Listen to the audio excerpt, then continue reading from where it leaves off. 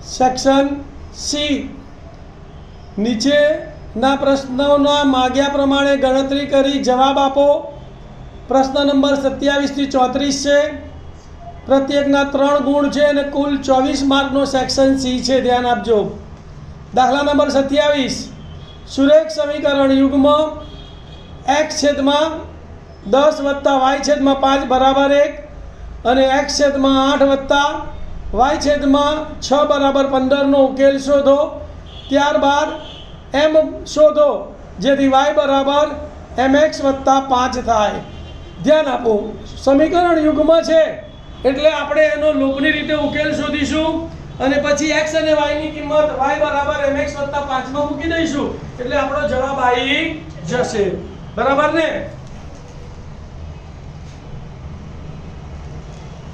ચલો પહેલું સમીકરણ કયું છે ધ્યાન આપો. અહીંયા x છેદમાં 10 વત્તા y છેદમાં 5 બરાબર 1. તો છેદ પહેલા દૂર કરવો પડે. છેદ દૂર કરવા માટે ની ચાવી કઈ છે? તો કે છેદનો લસા લેવાનો અને લસા લઈને જે લસા આવે એ લસા વડે બધા પદને ગુણવાના. તો 5 અને 10 નો લસા કેટલો આવે? 10. તો શું લખીશું? બંને બાજુ લસા 10 વડે ગુણતા. તો 10 ગુણ્યા x છેદમાં 10 વત્તા 10 ગુણ્યા y છેદમાં 5 બરાબર 10 ગુણ્યા 1. સાદુરૂપ આપણે 10 10 ઉડી ગયા એટલે અહીંયા x વધ્યો.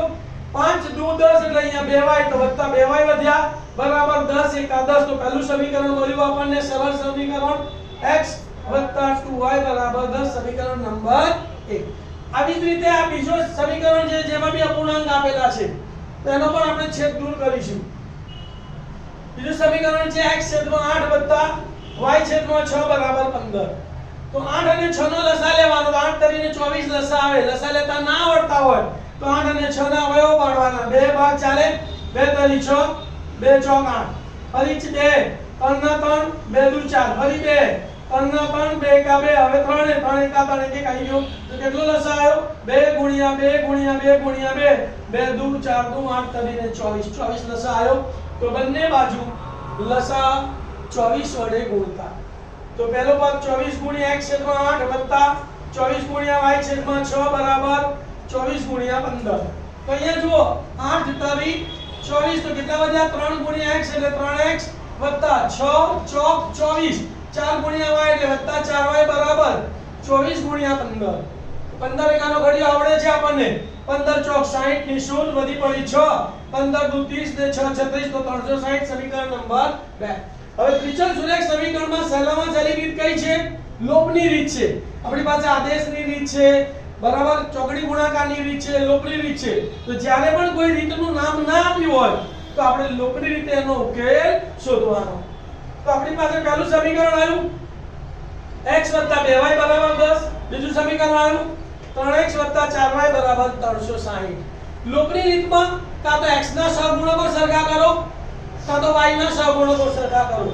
અહીંયા x 1 છે, અહીંયા x 3 છે. x સરખો કરવો હોય તો આને કેટલા વડે ગુણવા પડે? 3 વડે. તો 3x 3x થઈ ગયા. y સરખો કરવો તો અહીંયા 4 છે, અહીંયા 2 છે તો 2 અને 4 નો લસા કેટલો આવે? 4. અહીંયા તો 4 છે, અહીંયા 4 લાવવા માટે 2 વડે ગુણવા પડે.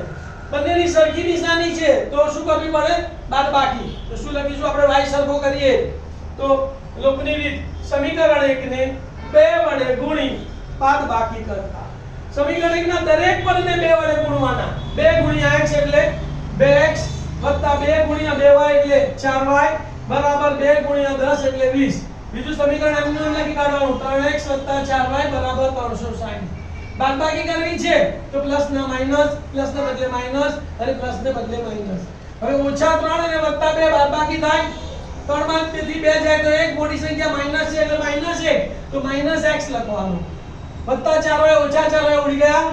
વત્તા 20 અને ઓછા 360 ઓછા વત્તાની બાદબાકી નિશાની મોટી સંખ્યાની તો 360 માંથી 20 ગયા તો 340 માઈનસ 340. બંને બાજુ માઈનસ છે, બંને બાજુ નિશાની બદલી કાઢીએ તો માટે x બરાબર 340. હવે લોભની રીતનું પગલું છે કે આ જે x આવ્યો એની કિંમત કાં તો સમીકરણ 1 માં મૂકવાની કાં તો સમીકરણ 2 માં મૂકવાની. તો જે નાનું સમીકરણ હોય એમાં મૂકવાની. એટલે એટલા ગુણાકાર ભાગાકાર નાના કરવા પડે. તો નાનું સમીકરણ કયું છે? એક પહેલું સમીકરણ. આ 3x 4y ને 360 છે તો આપણે x ની કિંમત શેમાં મૂકીશું? સમીકરણ 1 માં તો શું લખીશું બોલો x ની કિંમત સમીકરણ 1 માં મૂકતા સમીકરણ 1 લખવાનું x + 2y = 210 હવે x ની જગ્યાએ કેટલા મૂકવાના 340 બાકી બધું એમનું એમ. તો 340 + 2y = 10 કોને સૂત્ર કરતા બનાવવાનું y. y ને તો વત્તા 340 સામે જાય તો ઓછા. તો શું લખાય 10 - 340 બે ગુણાકારમાં સામે જાય તો ભાગાકારમાં 340 માંથી 10 ગયા તો y = -330 ભાગ્યા 2 330 ને 2 વડે ભાગીએ તો માટે y = -165 તો ઉકેલ xy બરાબર પહેલા x ની કિંમત લખવાની પછી y ની કિંમત લખવાની તો 340, -165 હવે તમને સમીકરણ આપ્યું છે કે y = mx + 5 માટે તમારે m શોધવાનું છે તો આ સમીકરણમાં તમે શોધેલા x અને y ની કિંમત મૂકવાની તો y ની જગ્યાએ કેટલા મૂકીશું -165 બરાબર ના બરાબર m ના M. x ની જગ્યાએ 340 એટલે m * 340 અને વત્તા 5 કોને સૂત્ર કરતા બનાવવાનું m ને તો +5 સામે જાય તો તો -165 ઓછા 5 થશે ને હા. અને 340 ગુણાકારમાં સામે જાય તો ભાગાકારમાં આ બે ઋણ સંખ્યાનો સરવાળો કરીશું બાકી બધું એમનું